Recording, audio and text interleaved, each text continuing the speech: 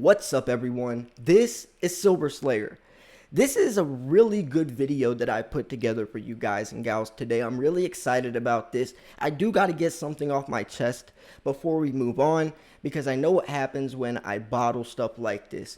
I haven't posted a video for a couple days, and that's because I found out 2 days ago that my mom got diagnosed with breast cancer. I posted something on my channel about it, and there was hundreds of people commenting, sending their love and their prayers and telling me stories about them or their family, and it really did help. I haven't been taking it too good. Today I had extreme anxiety, but I'm starting to actually feel better now that I am starting to make this video, making the thumbnail, getting into my Silver Slayer mind state, looking over articles and stuff has calmed me down. That's really refreshing, because my biggest fear is that when I find out stuff like that, it translates into my videos and it actually impacts my channel, because I want to make great content for you guys. It's just a lot's going on. So yeah, I just wanted to give you guys a little heads up on what I'm dealing with. And it's also more of me venting, because I need to get this stuff out, because I'm the type of person, and my family is as well, it's like the elephant in the room that nobody talks about, and we kind of just pretend it's not there, even though we all know it's there, right? So yeah, I just wanted to say that. I appreciate you guys for sticking around. So some other good news though, some good news. In 100 subscribers or less, I'm going to be doing a 42,000 subscriber silver giveaway. So pretty soon. And actually, that's crazy, because earlier in the week, I said let's try to hit 42,000 by Friday, and so we could do the giveaway on Saturday. So we're right around there. So if you guys want a chance to get some free silver shipped straight to your front doorstep, click that subscribe button. I also post daily videos, and that's another thing, is I'm still going to be posting daily videos. As I mentioned, it helps me. This is my me time. Crazy enough, when I go to work, that's my me time. It really is. This is my time to wind down, just kick it with you guys, share my passion, go over stuff that I love doing and reading anyway, and talking about anyway. So yeah, it kind of works out. But these two articles they're perfect. They're perfect timing for so many different reasons. The first one is going over the last 10 years of silver prices and what investors need to know. They go over like the highlights of 2011, 2012, 2013, 14. It's great. It really does give context behind what led silver to $50 in 2011, and also what's happening now, and all the in between as well, that a lot of times articles don't cover. But we also have a guide to the gold to silver ratio. So yeah, you can see both of these articles. I could have made a separate video for each of these articles themselves, but I want to put them into one video. This video might be a little bit longer, but it's definitely going to be good. So make sure you like the video, and also make sure you're subscribed. So let's jump into this. Where precious metals are concerned, gold usually steals most of the attention, which is true, right? Gold's the mascot. Gold usually attracts people into precious metals. Then they hear about this more affordable, highly potential one that is cheaper, and that's silver. So they usually get dragged in from gold's royalty, and then they hear about silver. However, when people have used silver as a form of money for more than 4,000 years, and it's made its name for itself as one of the most popular safe haven assets, investing in this lustrous metal does come with some turbulence, though, as the market is notoriously more volatile than its four denser yellow sibling, and they do call that the devil's metal, right? Silver is the devil's metal. I call it gold on steroids. It is a more extreme version. It hits higher highs and lower lows. So this attributed to a few different factors. Silver has a smaller market, and that's also why it gets moved at such extreme levels, is because the market's a lot smaller than gold. So when money comes in or money goes out, it hurts the percentage or boosts the percentage tenfold. So also, number two, silver has lower market liquidity. And three, the industrial demand fluctuates widely, as does the store of value. So read on to find out how the price of silver has changed from 2011 to 2021. And 2011 is perfect because that's when we saw $50 silver. So notoriously volatile is accurate indeed. Here's how the price of silver has risen and fallen throughout the past decade. A lot of people don't even realize that not even 10 years ago, Rob, 10 years ago, silver was $50. When I talk about $50 on my channel, people make that sound like it's a myth, like it's this creature that doesn't exist, like Bigfoot. It's like not even 10 years ago, silver was $50, ladies and gentlemen. Now, obviously, the price had a lot to do with the debt crisis, right? You had the financial crisis, credit card crisis, and that was in 2008, which then 3 years later led to $50 silver. We had billion-dollar stimulus back then, recession/depression. Very similar to what's happening today, except today we have trillion-dollar stimulus, recession/depression, debit credit crisis, and a global pandemic. So you can see if that led silver to $50 back then, imagine what it could lead to today with things so much crazier. And we have a global pandemic on our hands and the green energy revolution with Joe Biden excessively spending trillions of dollars and needing a lot of silver for those solar panels that's in the green energy revolution. I mean, it's just the perfect storm, right? All the stars truly are aligning. 2012, fluctuating price, high demand. By the start of 2012, the price of silver had fallen by more than $20. The price fluctuated heavily throughout the remainder of the year. The demand for silver, on the other hand, reached new high after its brief fall in the year prior. 2013, a colossal decline. This year marked the beginning of a steady 4-year decline in the price of silver. Up until 2013, silver saw 12 consecutive successful years. However, in that year, silver's price fell by more than $10, moving from $30 an ounce below $20. That was a 36% decrease. This drop paralleled that of gold as both precious metals took a plunge during 2 days in April due to worries about an imminent change in the Federal Reserve's monetary policy. Now we see that same factor today. Anytime anything is released from the FOMC or anytime any of that stuff that has to do with the Fed or interest rates, people are closely watching that. A lot of speculation, and that usually results in silver going extremely high or extremely low, and then it usually pans out over the next couple of days. But it's definitely something that has always affected the price of silver, and rightfully so. 2014, soaring interest rates due to the Federal Reserve tapering bond buying in 2013.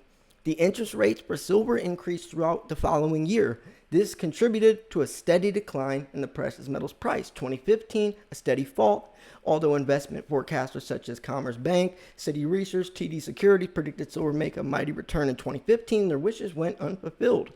Instead, the price continued to decline and at a slower rate. Relatively minor fluctuations stayed within $4. 2016, a new low. Unable to foresee the catastrophic events waiting for them in 2020, investors thought they had encountered the lowest possible price in 2016. And then we saw the July 2016 high of $21 silver, which they don't mention in here, but 2017 record-setting demand. This is around the time that I got into silver stacking. This era right here is 2015, 2016, so I remember all this very vividly. So 2017 record, and I was making videos on my channel. You could still go back and watch during these times. Just go back to like my first videos I ever started posting, and you'll catch an insight of this era that I'm talking about right here. So 2017 record-setting demand.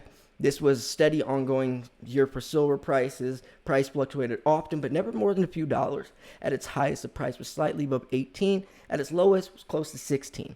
Despite this stability, the demand for silver grew in 2017 due to the role the metal played in the major industry sectors, contributing to the ongoing shift from fossil fuels to green technologies and the automotive sector and solar. Demand hit record-setting 92 million ounces, and at the same time, overall coin demand nearly halved in 2017. And that's a good. They mentioned a good point. The global mine supply dropped for the first time since 2003. See, that's when the price is so low. Miners really started not caring about silver, regardless of the consequence that we're seeing now with the silver shortage, silver being scarce, $10, $15 premiums on American Eagles. The U.S. Bank or the U.S. Mint running out of silver Eagles, making emergency mintages, and that's from this era that they kind of gave up on silver because it wasn't putting money in their pockets. So 2019 is a stable year. Although silver price stabilized in the range of $14 to $16 for the first half of 2019, they reached close to $20.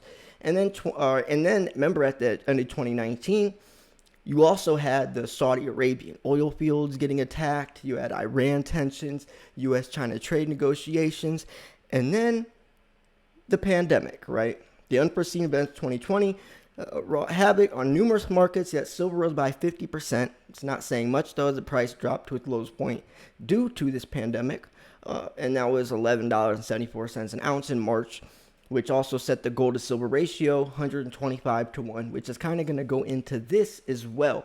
So anyways, how shiny is the future of silver? Unfortunately, a slow economic recovery paired with high unemployment rates will likely translate into decreased demand for industrial and jewelry silverware sectors. But that's not what would drive silver up anyways. There's way more to it than that. We're not relying on unemployed or people that are employed to buy silver from household to household. Slow economic recovery is actually beneficial to silver, not for gold, but for silver, yes. Silver is going to be boosted from the dollar weakening, from the money we're throwing out, the extra money that we're printing, quantitative easing, the stimulus. And then we also have green energy, electric vehicle companies like Tesla. And then we have silver lithium ion batteries, 5G, SpaceX, so many different things. And then the silver squeeze, people on board, scarcity. I mean, there's so many different things to just say that, decreased demand for the industrial, jewelry, and silverware sectors is going to keep silver bearish. That's far from the truth. So anyways, let's go into the gold to silver ratio. So the gold to silver ratio shows a lot of history. If you really want to get down to the nitty gritty and go back far, we could go back 5,000 years. Back in biblical times, ancient times, gold to silver ratio was 2.5 parts silver equals 1 part gold, 2.5 to 1. Back then, they saw silver as magic. It could purify water. The way it responded with other elements was unlike any other metal. They thought it was magic. So silver was very, very respected. So what is the gold to silver ratio? How many ounces of silver it takes to equal 1 ounce of gold? So how do you calculate it? Dividing the spot price of gold by spot price of silver. So what should the gold to silver ratio be? That's an interesting question. I want to ask you, what do you think the gold to silver ratio should be? I think it should be around 8 to 1, and that's max. I can tell you why the ratio should be way lower. Here, I'll go into that. So it comes out of the ground 8 to 1. So you would think the ratio would be close to 8 to 1, right? Well, it was for thousands of years. It wasn't until early 1900s where the ratio was manipulated. Actually, 1930 exact by FDR, when he got in office, he changed it from 16 to 1 to 75 to 1. He single-handedly devalued silver. But regardless, 8 to 1, that was what it was for a very long time, because that's what it came out of the ground. But I think the ratio should be even lower, because most gold that gets dug up out of the ground stays in circulation around the world, getting remelted in jewelry, watches, whatever it's used for. It's always scrapped, recycled, and remelted. So all the gold that's coming up is always going to stay up here and being used. Silver gets dug up, but then it gets thrown away because silver is used a lot in technology, and nobody's scrapping silver out of laptops or any of the stuff that silver's used for. It's not profitable to do so. Nobody's going to take 2 hours scrapping silver out of a laptop to only get $2.50. They might do that with gold, though, because gold is 80, 70, 60 times more valuable than silver. So people might actually do that. People are going to go through their jewelry drawers and try to scrap gold and take it to the pawn shop because it's profitable to do so. They're not going to do that with silver. Plus, gold is used more for coins, jewelry, bars, necklaces, earrings, watches. So a lot of that stuff is sold and remelted and reused.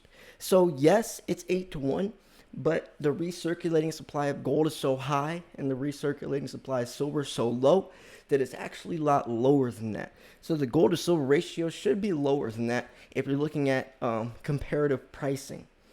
So why does the gold to silver ratio fluctuate?